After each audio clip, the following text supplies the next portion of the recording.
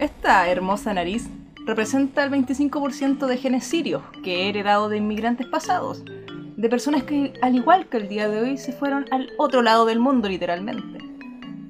Los conflictos en Medio Oriente no son tema nuevo. Lo que sí es nuevo en estos tiempos de internet es poder contestar parcialmente los por qué y dejar de tragarnos los que los medios quieren que creamos. Así que, si quieres saber realmente qué está pasando en este mundo, este es tu video. Hola, hola. Sí. Partamos de algo familiar, los atentados de París. Cuando me enteré, una sensación similar a la del 11 de septiembre me paró los pelos y pensé, esto será usado para justificar lo injustificable. Luego vinieron las preguntas, ¿por qué? ¿Cuál es la idea? ¿Siria? ¿Estado Islámico? Así que vamos a Siria. ¿Cómo partió todo esto? Érase una vez la primavera árabe. Ciudadanos de diferentes países protestaron contra sus gobiernos, exigiendo mayores libertades y exigiendo un montón de cosas. El tema es que algunos países lograron cambiar ciertos personajes, ciertos jugadores, pero siguió más o menos lo mismo. En cambio, otros países como Siria, el conflicto se agudizó. Pero, ¿por qué? Resulta que a diferencia de otros países, aquí no había solamente dos factores, no estaba solamente el gobierno y la oposición. Habían otros personajes dando vuelta. Wikileaks reveló que desde el 2006, Estados Unidos estaba trabajando en la zona para desestabilizar el país. ¿Por qué Estados Unidos querría desestabilizar un país como Siria? Estados Unidos justificó su intervención en Irak argumentando que poseían armas de destrucción masiva, cosa que nunca encontraron.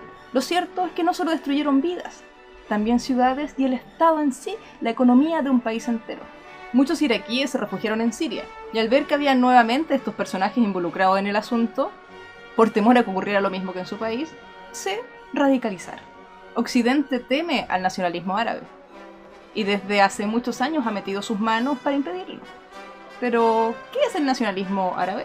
Durante un tiempo el Medio Oriente fue dominado por Europa, por las grandes potencias de la época, Gran Bretaña y Francia.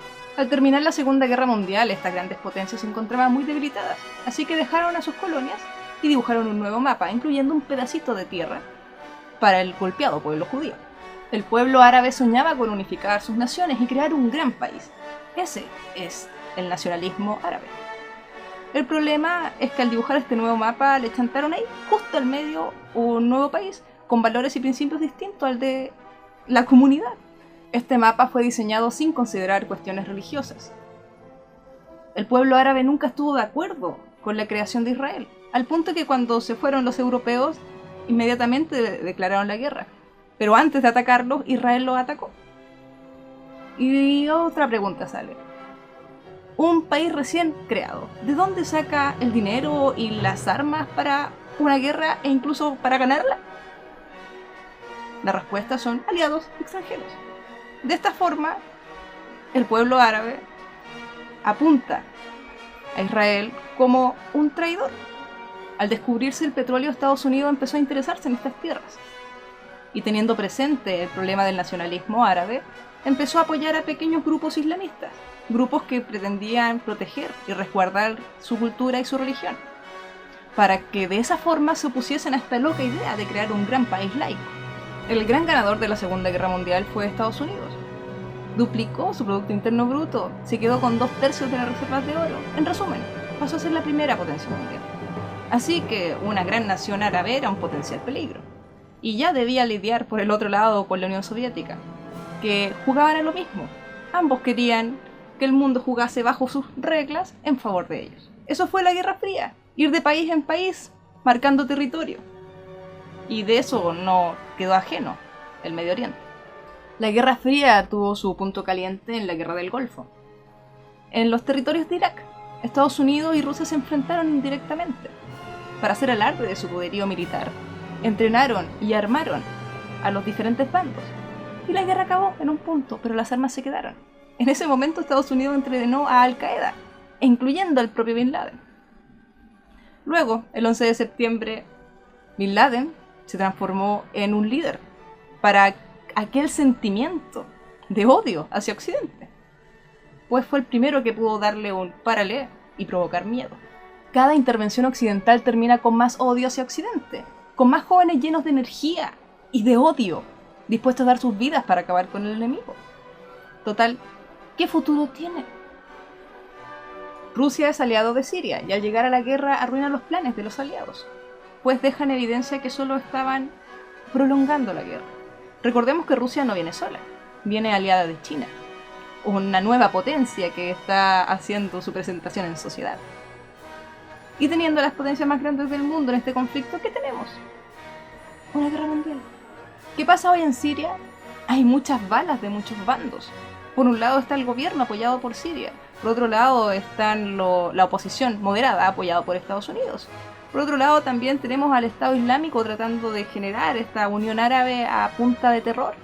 Tenemos por otro lado a los países vecinos que están espantados por la propagación de esta situación, por lo tanto apoyan al bando que a ellos y a sus aliados les favorecen. Y los apoyan militarmente, monetariamente, estratégicamente. O sea, ¿qué tenemos acá? Tenemos por un lado gente que quiere vivir en paz, y si lo logran con éxito, huyen. Y por otro lado tenemos a quienes han perdido el respeto por la vida, incluso por la de ellos mismos. Y también estamos nosotros, quienes sin querer financiamos esta guerra. Por ejemplo, ¿te gusta YouTube? ¿Sí? Cada anuncio que genera ganancias a tu youtuber favorito, también genera ganancias a la empresa que está en Estados Unidos, por lo tanto pagan sus impuestos que son usados ¿para qué? Para la guerra. ¿Y por qué pasan todas estas cosas? Por defender lo que consideramos nuestro, nuestras propiedades, nuestros beneficios, nuestras creencias e intereses, olvidando realmente lo relevante e importante, el bien común. ¿Y qué es el bien común más preciado que tenemos todos? La tierra y sus recursos. Sí, los recursos de la tierra, no nuestros. Nosotros llegamos a este mundo y nos vamos a ir en un ratito muy corto. Y la tierra seguirá y será habitada por nuevas personas que se irán igual que nosotros con las manos vacías. Hemos creado un sistema que potencia la acumulación, la competitividad y la pertenencia como virtudes, siendo que ellas mismas son las que generan la violencia, la pobreza y la destrucción de nuestro bien común más preciado, la tierra. ¿Y qué podemos hacer? Si realmente queremos terminar con estos problemas, es necesario pensar, diseñar y crear un nuevo sistema. Uno que vele realmente por el bien común y que haga que nuestra corta estadía por estas tierras sea beneficiosa para el mundo, que es lo que realmente sigue.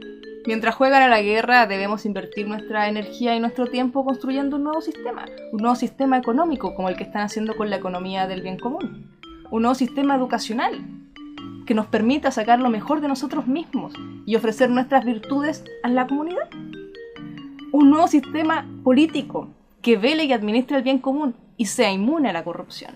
Empresas que midan sus beneficios por la contribución que hacen y no por la cantidad de papeles impresos que acarrean. Créanme que al terminar esta guerra, el actual sistema no podrá ser resucitado. Necesitaremos otro, así que construyámoslo. Suscríbete.